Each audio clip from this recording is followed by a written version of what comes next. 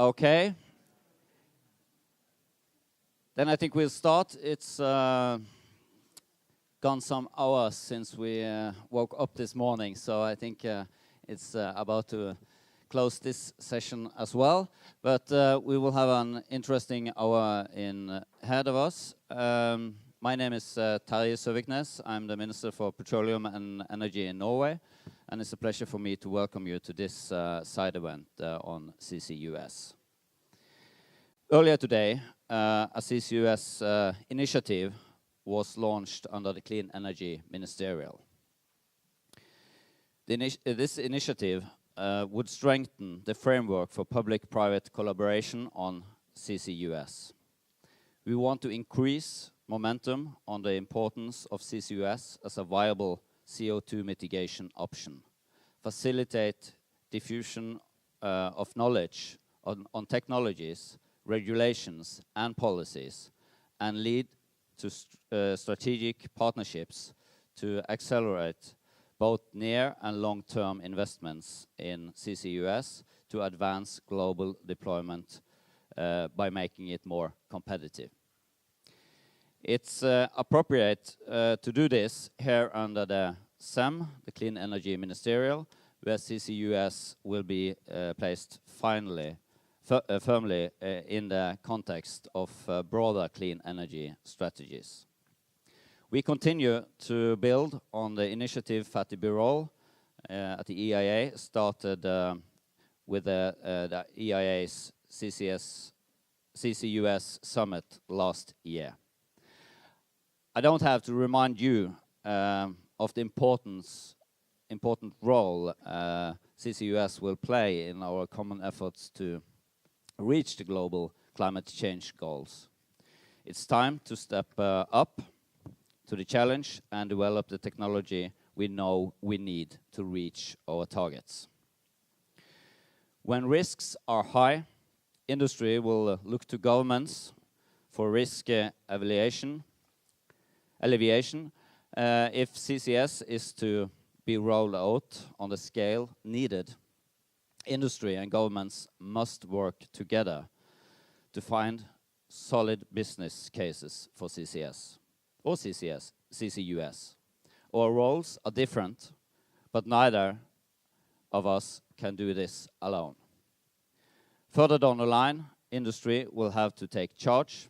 I'm confident that this will happen when solid business cases has been established. However, we need to see clear commitment from the industry already now. A lot of work remains to be done, but I hope that this CCUS initiative will bring it another step in the right direction. With these introductory remarks, I hand over the microphone and the floor to Executive Director in the International Energy Agency, Dr. Fatih Birol. Just managed it a couple of minutes late, but this is how it works these days. So, the floor is yours. Can I hit the microphone again? Thank you very much, Mr. Minister. So, this is a great pleasure that I really finished these 2 days with this very event. I don't know your, Mr. Minister and Deputy Secretary, it's your last event or not, but it's my last event. It's very good finale, if I may say so. Thank you very much for that. And it's a great pleasure to be together with my friend Khalid here and Elda. Thank you very much for being here. Now, I think I mentioned today that when we look at the future of the world, whatever scenario you look, we see fossil fuels still being part of the energy mix. If it is so, then, and if we want to address some of the challenges we have been talking in the last 2 days, it is impossible to reach those targets, to meet those challenges in the absence of CCUS. This is very simple. I mean, you don't need a big modeling work and science. It is just basic mathematics. It is just, you just multiply the numbers and you see it. While this is so critical, the attention that the CCUS receives from the governments, from the investors is rather low. If I can give you one rather depressing number of my colleague Sam, who is in charge of our CCS work at the IEA. Last year, the amount of CCUS investments in total clean energy investments was not 10%, was not 1%, was not 0.1%, it was 0.01%. Very depressing. Especially if you put this number together with the importance of this critical technology to bring us a sustainable future. This morning, I talk about the CCUS and the very fact that in the industry sector, where more than 30% of the emissions come from in several key subsectors such as steel, such as chemical, such as cement, CCUS could be a very good option to reduce the emissions. And it is not very easy, as we have discussed. Emissions in the industrial sector are very stubborn. So therefore, we think at an average carbon price of about $40, it could make the trick, and we could see significant amount of reductions there. Now, there are also some, after giving these depressive numbers, there are some reasons to be hopeful. If I can give arguments why we are at the IEA hopeful, why we are pushing it so strongly. First of all, we understand that many governments and many companies, I want to underline this, many companies, including oil and gas companies, petrochemical companies, see the value of CCUS to address the environmental issues they see around them, and also in terms of CCS role in terms of maintaining energy security. So this is one reason. Another reason, what surprised me a lot, some of you may know, and Mr. Minister, you know it very well. Last November, we had the IEA Ministerial meeting. And during the IEA Ministerial meeting, we wanted to organize a CCS event, and we didn't know how many ministers or CEOs will be showing up. And I chaired this, of course, with Secretary Perry. It must be, of course, his name as well. But we had also Mr. Jim Carr from Canada, a Mexican minister, of course. Norway was there are many other countries, and the important CEO of ExxonMobil, CEO of BP, CEO of Shell, and of course Eldar. At that time, it was Statoil, Mr. Minister, so not Equinor, but it is more or less the same company, I guess. So Eldar was there, and Mitsubishi, many companies were there, so we were very hopeful for that. And as John from UK mentioned this morning, this year, in November the 28th, if I'm not wrong, together with UK government, we are organizing a major CCUS summit in Edinburgh in order to make the CCUS part of the COP meeting, which will start only 2 weeks later.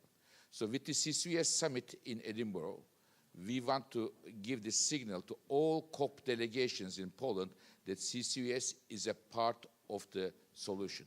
In other words, CCUS is an integral part of the solution. This is the reason why we are organizing this meeting. And another couple of things, what makes us hopeful, some concrete policy action. I mentioned yesterday, I think also today, Mr. Deputy Secretary, the 45Q. This is a big injection, brings life to the CCUS debate. It's a game changer for the CCUS debate, and it will, I am sure, it will help to bring a lot of money flowing in the CCUS sector, and our expectation is it could unlock about $1 billion US dollar by 2026. This very 45Q, this tax credit coming from US. Norway is also, we see the walking the talk, Mr. Minister. Thank you very much for that. Canada making always one of the first movers. In the industry side, as I mentioned this morning, Khalid, when I was in Saudi Arabia only 3 weeks ago, I saw the SABIC, the petrochemical industry. They are making major efforts there. And many other countries, Australia, I don't know if somebody from Australia here, Joe, Australia, one of the, again, countries pushing it strongly. UK, definitely, Mrs. Perry mentioned it yesterday. Netherlands, the Dutch minister mentioned also today, among others. And we know that Japan is also very interested, Mr. Vice Minister, also in the context of hydrogen in the Japanese program. So there is again, I think this, if I may say so, a second birth of CCUS. And this time, not only policy, but also money is put there, tax credits are there, government policy is there. And now we should, in my view, the challenge is to bring the CCUS to the international policy agenda in a strong way and make the other countries, as Mr. Minister, you mentioned, part of this very coalition. We are at the IEA putting a lot of emphasis, a lot of resources after the meeting, in our November meeting chaired by Secretary Perry and other ministers. And we are also in the context of CEM, we are very happy to assist all the countries and governments here as well as the private sector. So with this, I am going to give the floor to Mr. Dambriet. Can I give it to you, sir, to chair the session? Okay, you have already one. Thank you, Dr. Barol. And I, too, am excited that this is the topic of our last conversation. And I can tell by the size of the audience that they're excited as well. It's either that or there's free beer somewhere that I'm not aware of. There's quite a few people here today. And thank you for joining us. We hope that this is a good conversation. It is a casual conversation. It is intended to be a dialogue, if you will, between us. And I just want to start off by saying that, you know, we've been reminded many, many times during the course of the last few days here that CCUS is an absolutely critical technology to meeting our global energy and environmental goals. There's simply no question about that. And as the need for energy deployment increases, CCUS enables the world's economies to grow and our societies to prosper as well. And when they're coupled with supportive policies, as Dr. Barol just mentioned about the U.S. tax policy, 45Q, this technology significantly reduces emissions from traditional fossil fuels. So for any country that has ambitious, very ambitious environmental goals, we view this as just very, very important. And we know the technology works. There's just no question about that. CO2 capture and separation has been applied in industries and injecting CO2 for enhanced oil recovery in the U.S. since the early 1970s. So we've seen this technology deployed, and we feel that it's very effective. Here in Europe, specifically not too far away from here, the Sleipner CO2 storage facility has been capturing CO2 from an offshore natural gas processing facility and injecting it below the North Sea. And that operation has been there for nearly 20 years. And it has now stored over 17 million tons of CO2 in its lifetime. So the major barriers at this point, we feel, to deployment are not technological. They're political and commercial. And that's what we would like to talk about today. As governmental leaders, as business leaders, we'd like to explore those barriers and then potentially talk about some of the solutions that we might bring to the table to enable this great technology. So with that, I will begin to open up the floor. I'd like to invite Minister Rudd from Canada to begin the conversation for us. Minister, floor is yours. Was mic'd up a minute ago, so I thought I still had on. I appreciate this opportunity, and Dr. Birol, I mean, you've certainly been a champion of CCUS, and I think what I'm seeing around this room is more champions to help you in your work. There's leadership around the world on this, and I agree with you. I think we are coming into our second wave. And I'm just going to highlight for the audience and for the group here a couple of things that Canada is doing that maybe can help spur this conversation. We support the work that is being done through this process, and Canada, in addition to sharing the views, we've made some generational, what I'll call generational investments in this science and technology, including the Alberta Carbon Conversion Technology Centre and Carbon Capture and Conversion Institute. And they're two different facilities and programs that provide test centers from sort of full spectrum research, if you will, for both early stage and late stage technologies for both carbon capture and conversion. And the thing I'd add here is we talked in our roundtable yesterday a lot about utilization as well in this process. And I know that's another conversation, but I think an important one that we shouldn't lose sight of. I think we can all agree that carbon capture, usage and storage, its time has come. It has been out there for some time, and now it's getting the attention it deserves. And I agree. I think it's political. It's not. The science and technology is there. The cost, while high, is coming down. There's absolutely no question. And there's a general consensus that it's a must-have for us. It's not a nice-to-have anymore. So I sense that this will start to raise the profile and have more and more countries and industry involved in what this process is. We're ready. Canada's ready. We're standing ready to share our experience and our expertise. And I just had the opportunity to have a short conversation with Mike Mania, who is here. And Mike is the head of the International CCS Knowledge Center. And the Boundary Dam was his baby, I think is how he would describe it.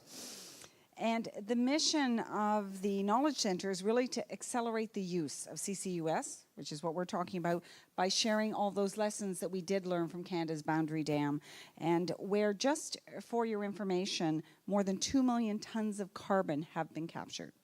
That's a significant amount of carbon. I'm also delighted to report, and I mentioned this a couple of days ago, that 4 of the recently announced 10 finalists in the NRG COSIA Carbon X Prize are from Canada, alongside finalists from the US, UK, China, and India.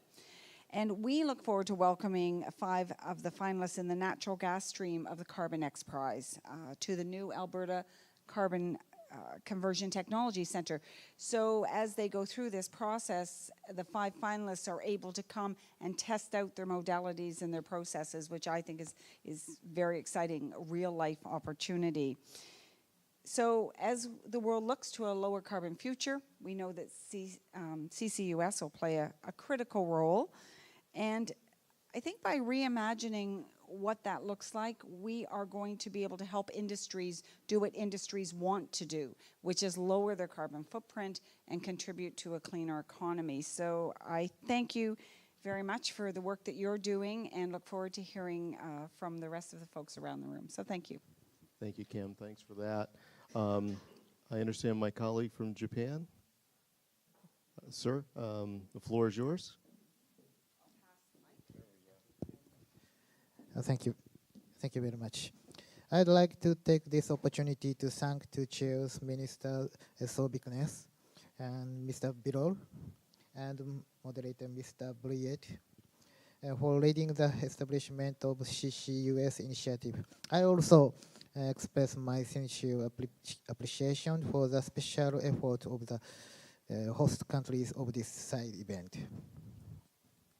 Regarding CCUS, based on Japan's energy and environment strategy for technological innovation, founded in 2016, we are striving to strengthen research and development of innovative technology, including CCUS. And I will introduce Japanese effort on the topic about supporting infrastructuring investments and international collaboration.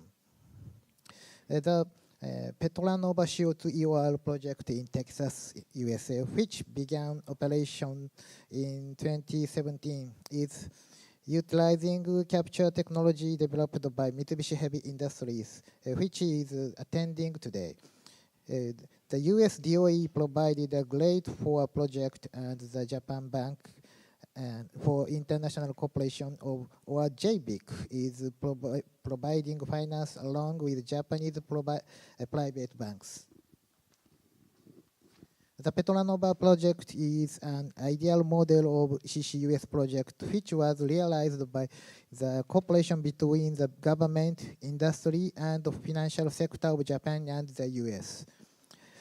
At the Petronova project site, JOGMEC, a government agency in charge of the financing and research and development to secure a stable supply of resources for Japan, has started demonstration tests of an innovative membrane for CO2 separation from March this year.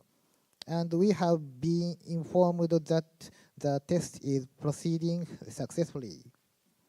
In addition, in order to promote the development of CCUS project in oil-producing countries such as Saudi Arabia and Indonesia, we are providing support to Japanese companies conducting feasibility studies, in particular in Indonesia. ADB and JICA, the Japan International Cooperation Agency, collaborating to support the Gandhi project, Indonesia's first CCS demonstration test. As can be seen, public financial support plays a very important role in large-scale infrastructure projects such as the CCUS. In this way, the Japanese government will make the most of various financial support tools to support the worldwide development of advanced CCUS technology. Thank you. Thank you, Minister, for that. I appreciate that. You mentioned in your comments the work that's being done on infrastructure. For those of us who have been in the private sector for a period of time, you know that things are very, very expensive to build. And new technologies that represent a fair amount of risk tend to get put to the back burner by many industries because of the initial costs of building these types of infrastructure. I wonder if I could impose on some of our business friends here on this panel to maybe share your experiences when you were considering technologies, perhaps CCUS or other carbon capture type technologies that might be available. What government role or what government incentives may have made the difference for you? Were there things that certain governments did that were more attractive or made these types of technologies or these types of projects more attractive than others? I'd just like to throw the floor open and see if someone would be willing to share their experiences in the private sector. Yes, sir. That's a very good question. My name is Mike Monyu with the International Knowledge Center Build Boundary Dam Project. 1 million tons a year rated for storage and capture. We started in 2008, and the total project cost was from the power industry. We had to rebuild a power plant and then put a capture plant that nobody ever built before.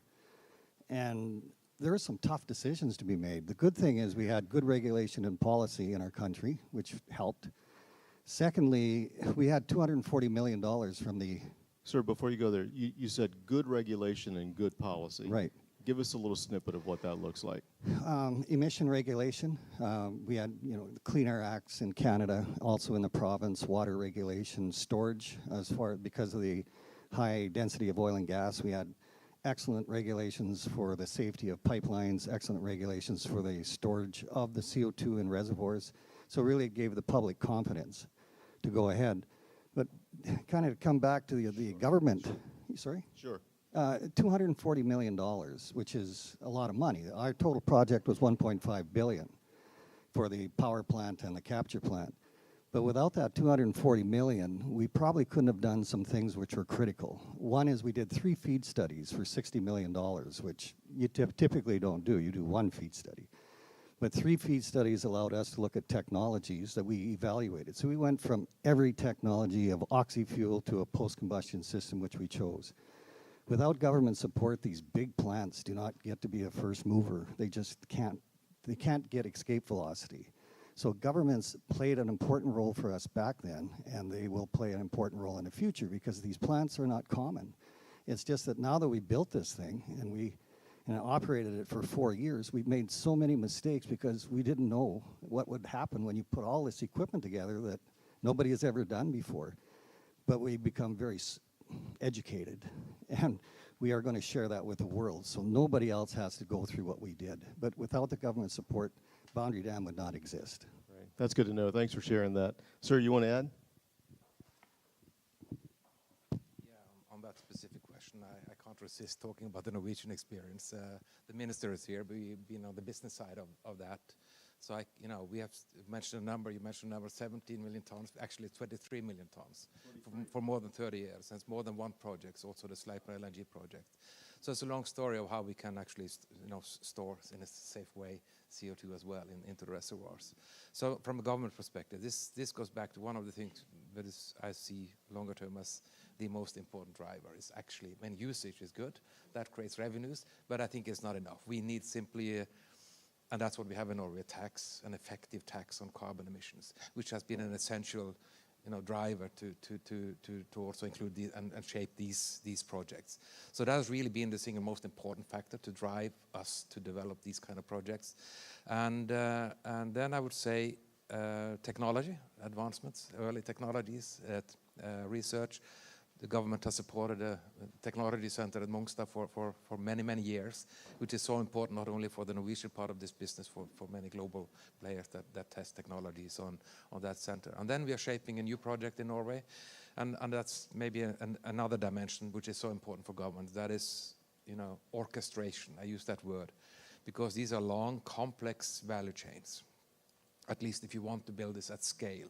You need infrastructure, you need, capture from industries, which is the situation here, and you need transportation, and you need, infrastructure to store. You need commercial models to make this work on the different parts of the value chain, and you need to share infrastructure again, commercial models to make that work. So it's highly complex. It needs someone in the middle to simply make this work.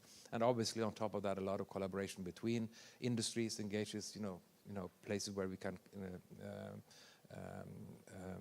collect the CO2 and also, how we can store it. So all together, very, public-private, between nations, broader, North Atlantic cooperation that this could unlock, for instance. So I see, orchestration and actually governments take an important role all the way from technology and research to incentivizing industry to actually act based on the cost on carbon, and in the end also the orchestration part. So I'd like to comment on that. Very good, very good. Even more successful than I thought. Wow, 23 million tons. More so. Even more so. That's fantastic. Well done, well done. Minister Beltran's joined us. Minister, we were talking about infrastructure and the cost of infrastructure and what types of incentives that perhaps governments can provide to make these projects perhaps a little less risky. I wonder if you might want to share what some of your thoughts are as a leader in this field. I know you've done some good work with the MI group and you're doing good work here. Is there anything that you might want to share with us from your country that perhaps you've seen as a best practice or a good incentive for companies to undertake these risky projects? And then with that, looking at the clock, I think as soon as you're done, sir, I'll turn it over to my dear colleague from Saudi Arabia, Minister Khalid Abulif, and we'll move to the second part of this panel. But sir, floor is yours. Well, thanks very much, Dan, and sorry for being late.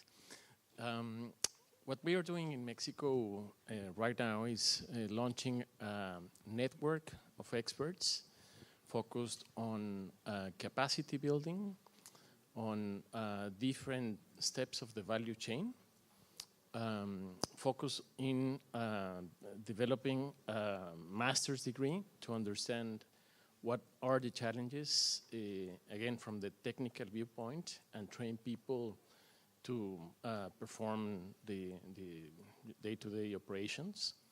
The second component is how can we reconcile the hydrocarbons sector with the power sector. So incorporating a pilot project for the national oil company, Pemex, with a power company. So bringing CO2 from the power company, the utility, to an oil field or oil field, so part of the utilization. And then from there, given that we are phasing out the use of coal, we are trying to understand the implications for natural gas power plants. So the focus would be the pilot project to see what's the cost of incorporating this technology. If we would like to require the new power plants to be capture ready, the cost of setting the facilities either nearby or developing a pipeline system to bring the CO2 from the power plant to the oil and gas fields. And in the oil and gas fields, we can use it either twice or 3 times. I think your experience says that you can actually use up to 3 times the CO2 in certain locations. So what we are envisioning is first the understanding of the technology, and then from there, once we have assessed the cost, then it's easier to prepare the regulation, technical regulation, but also financial and fiscal regulation to make sure that we can actually deploy the technology if that makes sense from the Mexico viewpoint. But as we all know, this is something that cannot be done only domestically. So this innovation center that we are creating, it's with the intention of bringing knowledge from all the relevant stakeholders. So we are here, you have the new CEO of that innovation center, Dr. Diego Arjona. And we will have in this center institutions from the private sector, academia, from many of the MI countries here represented. And it's an endeavor worth around $80 million, but it's co-funded by private sector, by Mexican government, but also the World Bank, which it's kind of a catalyzer to make sure that we have all of these private and other interested governments in this initiative. So I guess it's just a token. It's modest right now, but it's in terms of creating that capacity that eventually can be scaled up with all the different segments of the value chain taken care of. Thank you for that, Minister. Very, very good points. Sir, welcome. Welcome to our forum. A couple points I heard there. One, you're seeking best practices from around the world and bringing them to Mexico. Second point I thought I heard there was that you're designing a regulatory system that will perhaps provide some certainty to industry, a very key, important point before you make these large investments in technology. So thank you for that. With that, I'll turn it over to my colleague from Saudi Arabia. Minister? Thank you so much, Dan. I think we had clarity over what the role of the government from both governments as well as industry. I think what we're going to turn into right now and focus is on the role of the industry and the financial sector. We all know that CCUS is going to be an important technology for the industrial sector. We have here today that basically that sector is responsible for a large portion of the emissions, and that sector is very difficult to decarbonize, and there is a lot of efforts that need to be put into that to make sure that we are really doing the right actions in there. We all also know that from this morning discussions that CCUS is going to be key technology to make sure that we are really decarbonizing that sector. Now, what we have is the government. We looked at their role. We have also a role for the finance and the financial community and the investments, as well as the industry, making sure that they are deploying the commercial and making sure that the technology is commercial and reduce the cost of that technology.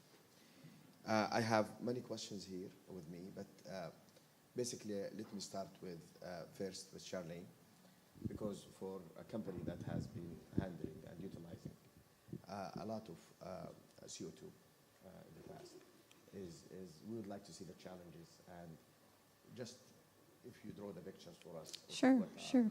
Thank you, Minister, I believe.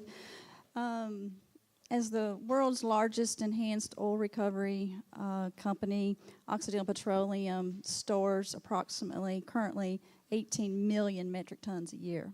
Now, all that CO2 is not from industrial sources. There's naturally occurring CO2 in that mix. So you can imagine we have a significant interest in reducing and improving the economics of carbon capture. We're pretty good at the utilization and storage part. We've been doing it for 40 years, but we've always got room for improvement. In this role, we can list many ways that we can add value or help improve the economics of carbon capture. One of the biggest ways is the oil industry can actually pay a price for the CO2. We use it as a feedstock for our operations. So that value plus the 45Q value and advances in technology, we think will make many projects economical. Other ways we can help is offer long-term contracts for CO2. These projects will need long-term contracts to support their financing. And also we can ensure capture companies that the CO2 will be safely and securely stored and accounted for properly. The tax credit needs an accounting system to be able to receive it. So we can ensure that through U.S. government approved monitoring, reporting, and verification plans, or what we call MRV plans, of which we have two in the United States. We have two of we actually have the only two approved for EOR activity in the United States.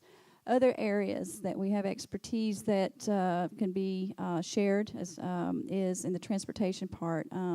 There is the middle piece. There's carbon capture, transportation, utilization, and storage. And sometimes the emitters are just a little too far away from the location where the CO2 can be utilized. So, we have 2,000 miles of pipeline we operate and own and move a tremendous amount of CO2 around. And so there's quite a bit of expertise in this industry around compressing and moving CO2 that can be utilized to help aid carbon capture projects. The last thing I want to mention is we separate a significant amount of CO2. So we utilize a tremendous amount of CO2 separation technology. Some of those people are represented in this room, of technology that we use. But the CO2 that, you store some CO2 and then some CO2 comes back out of the ground to be recycled, and it has to be separated from other gases. So we advance technology in that area just by the fact that we separate so much and use different technologies to do that. And the EOR field may be a great place, well, actually is a good place. We have some examples of that, of where CO2 separation, which is very close to CO2 capture technology, could be tested in the field and get it out of the lab, get it out of the little pilot facilities, and actually put it in the field and test it. So many ways that oil companies such as ours can help advance in the economics for carbon capture. Thank you very much, Charlene. You've said there that there are many promising business cases that are low-hanging fruit for CCUS. So and I know that OGCI has a fund that is doing a lot in that area. We would like to know more about your role in that efforts. Thank you. I'm Pratima Rangarajan. I belong to the Oil and Gas Climate Initiative, the investment arm. We have $1 billion funded to us by 10 major oil and gas companies, Equinor being one of them. And CCUS is a major part of our initiative. Maybe I'll step back and recall my last 10 years in renewables. To me, CCUS is no different from renewables. From whether it's wind, solar, storage, you have to make a market. And when you have to make a market, you start with technology. Industry can do that, right? You need to scale it. Industry knows how to do that. But in between, you have to have some business case certainty or markets to sell it to. Otherwise, financiers aren't going to come in and industry can't make a long-term plan. And that's where I think that we can't decouple those two. They're too important. Without AB 2514, energy storage wouldn't be where it is today in California. This is similar. What I'd like to do is maybe take a positive example of a company and then talk about a few things that it might need. And last year, we announced our investment in a utilization company. It's a cement company that reduces the CO2 footprint of cement and concrete by 70% and the water utilization by 80%.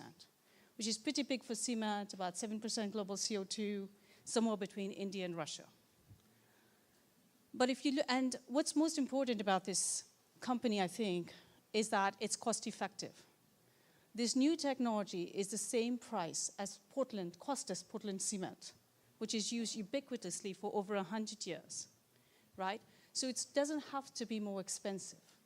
And yet, scaling it is difficult, and it's going to take a long time. It's going to take industrial timescales because there is no market certainty. There's no regulations that say someone who's used Portland cement to make their concrete for 100 years is going to switch and try something new and take that risk, that business case risk. And yet, here's a technology that is an example of something that is cost effective. So I think that's one where we really absolutely do need some sort of small regulatory push. The second area, I think, when I think about these people, and there is a return on investment on this regulatory risk, just from a business perspective. They use, most of these companies, and we looked at several of them, it's almost $100 a ton for CO2 that they buy. So there's an upside, actually. There is a business case to this, in a commercial business case to this. And in the UK, it's about £100 a ton. And there's not any security of CO2, actually, for these companies. So that's the second piece. The third is, I just want to talk a little bit about storage. It's EOR is fine. There's companies that can take the risk. But when it comes to storage, especially for the industrial network, we have to help them with the infrastructure, both for transport and storage. If I look at these small companies, and we have 2 investments in utilization companies, the transport costs will make them not effective. And for storage, it's not just about a carbon price. It really is about who's going to take the risk for long-term storage. There is a regulatory component. So coming back to wind, solar, energy storage, without the FERC putting regulatory items in place, energy storage would never have been used for frequency regulation because it wasn't allowed to. Without AB 2514, we wouldn't have scaled it up. So I suggest that we can do our part. I think we're ready. We have investment capital, and we can get more. We do have companies with enormous know-how, but really for fast scaling, and we don't have a lot of time, it has to come back to the regulatory process. Thank you very, very much, Pramita. John, I just wanted, I know that UK is scaling up a CCUS project, and many of those issues has been shared, I'm sure, and you've seen.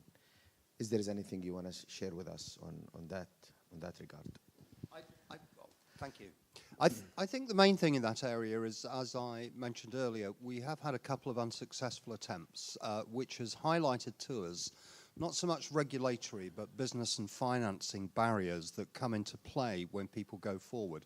I think we're all agreed, as was highlighted earlier, that we know we can make the technology work. The problem is that the technology we can make work is very difficult to build into any kind of financeable project. And so what we're working on is to try to work out why we can take the barriers down in a variety of ways. And that's partly about technological approaches to cost reduction, but also it's about facilitatory work that can reduce risk on projects, which can again reduce some of the costs. But rather, as has been said before, we very much support the notion that it's difficult to see how our ambitions on a 10-year time horizon can start to be addressed without an effective CCS option in front of us. So we very much take the view that this needs to be an international effort.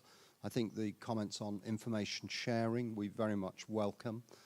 We're going to look at ways in which we can interact with the project proposed here.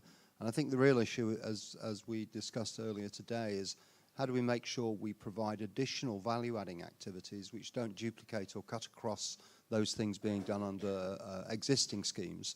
And how do we find ways in which we can support each other as we all try and move in a broadly similar direction? Thank you very much, John. I think you brought up two important areas. The area of de-risking the projects and the business model that we need to have for financing these projects.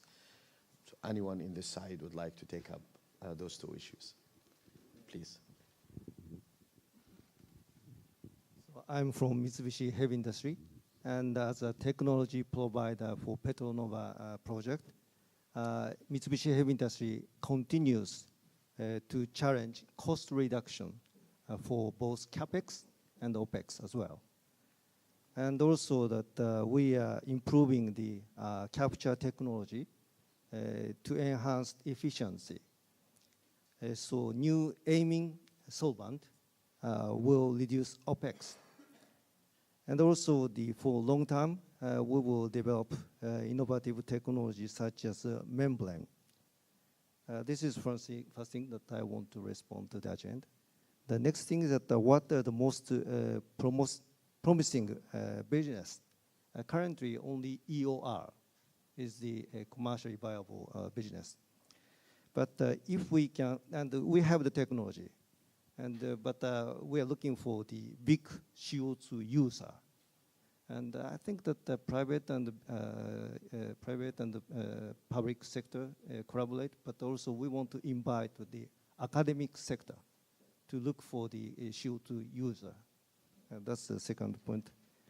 And finally, how can sectors collaborate to de-risk CCUS?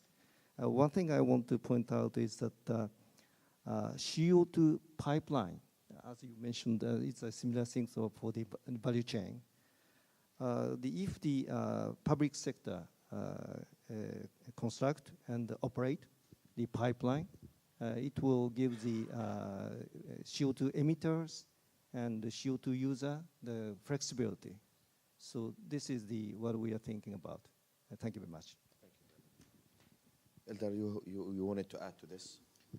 Yeah, if I may, I commented on the government's role. So let me step a little bit beyond that. So a comment on cost. Obviously, one of the biggest issues is still cost, and we have seen it in Norway as well. So cost has to come down, and I think Pratima was touching upon a point, really take inspiration from what we have seen on renewables, sort of the tremendous, almost, amazing cost reductions that we have seen from scale, industrial scale, combined, innovation along that journey. So I think there is an enormous potential to take down cost. So it will become much more competitive in the end. Hydrogen. That is also, I think we think about CCS, but CCS is really, I think, essential to unlock, the opportunity space related to hydrogen. So I think that is an additional benefit that we will see. And I think we start thinking about it, all this space that hydrogen can fill effectively, these hard to decarbonize sectors that we talk about more and more often. I think that is really, a very important part of the toolbox. And and really to make this reasonably cost efficient. I think, you know, steam reforming and producing this from natural gas is the most effective way of doing it. Just like, you know, there's one thing I'm struggling with. That is the perception, public perception, on you know, it's kind of a toxic thing. It isn't, you know, it's all over, and so how do we translate this into facts, and is there a way of, you know, impacting public perception? Just leave it there. I haven't got the answer, but if we combine, sort of start addressing facts and talk about it in a different way, it might be some impact. Finally, I talk about it every time I have a chance, cost on carbon. I mentioned it in the Norwegian experience, what governments can do. I've seen how impactful this is, really cost on, you know, get the markets to work. And as I said earlier today, there's an enormous power in that. And I see the usage. I see cement, I see, you know, reservoirs, you know, there are a lot of things we can do. But really, to talk about scale, you know, we don't get to that scale, you know, without a model that works. It's a lot of cost. You need some either ways of reducing costs, like a cost of carbon or revenues to make this work financially. And in the end, to scale it up, I think we still need to, you know, to focus on the cost. It's complex. I know that. It might not even be realistic, but, you know, just let it go like that, because it's not only about CCS, it's so many other things that would benefit from that. So I have to say that as well. Thank you. Thank you so much, Eldar. I don't think we do have any more time, but I know, Marcel, you have not taken the floor. If you can focus on the financial, I mean, the banks and the financial sector and how they could really contribute to this. Thank you, Khalid. And it's indeed hard to be one of the final speakers after having heard so many others talk about this issue. And as you know, and if you saw this morning, we are new to this forum, new to the CEM, and so there's a steep learning curve for us. But one of the reasons why we are here is indeed to learn. And we have recognized that by tackling, and I want to mention that here, by tackling the issue that we have laid down collectively in the Paris Agreement, that CCUS is one of the options that we have to look into, because without it, we will not get to the speed that that is desirable, and that later this year, when the International Panel on Climate Change publishes its 1.5 degree scenario report, tells us that we even have to speed up more. So we need to lift all the options that we have. So I'm glad that we are talking about this and that we are sharing experiences on this. You asked me for what is the role of the financial sector. In the Netherlands, we have a so-called Platform for Sustainable Finance. That is a place where the whole financial sector meets. Investors, pension funds, insurance, banks, etc. And they talk about these issues. And one of the main questions that financial institutions will always ask you is, what is the business case here? So just asking that mere question can help us look into whether the projects that we are looking into do have a business case, but will also be viable in the longer term. And there I will be back at the Paris Agreement. The very reason that we are sitting here is because we have established together that CO2 is a type of emission that we want to prevent, because it's giving side effects that we don't want collectively. And if you follow that reasoning, taking it out, it is a kind of an end-of-pipe solution. And what the financial sector could help us with as well is take a look at the longer term and keep our eye on the ball. And the ball is not putting CO2 underground. It might be the U in CCUS, because then you at least have a usage that could help bring us that business case. But if what we are discussing here is taking our eye off the ball and preventing us to get into the necessary transition that the Paris Agreement is asking us for, then we are perhaps getting off track. So that is something that's every now and then we need to zoom out, and the financial sector can help us there. And that is indeed something that they are doing in the Netherlands, because just, and I'm exaggerating a little bit here, just financing a landfill is not a good business case. And just give you the Dutch example, we don't have landfills in the Netherlands anymore, because everything can be recyclable. And that is, I think, a lesson that we could perhaps also take into to this field. Thank you so much, Marcel. I think we are out of time. I turn it to you, Fatih. To the Minister. Yeah, just a few comments at the end. I guess there is a lot of CO2 in this room at the moment, so we need to get out. But I think we still have to invest in both R&D and we have to piloting, develop the technology. But the most important issue for me is that we know over the next 10 years can see a deployment of a considerable number of full-scale demonstration projects or commercial projects, so that we can have a volume of this, and that will help us both develop the technology further, reduce costs, have best practice globally, and develop the cooperation between the public and the private sector. We need a large scale of CCS or CCUS post 2030, and well, we have 12 years to reach this goal. So I'm very pleased to see you all here, and thank you all for a very interesting session.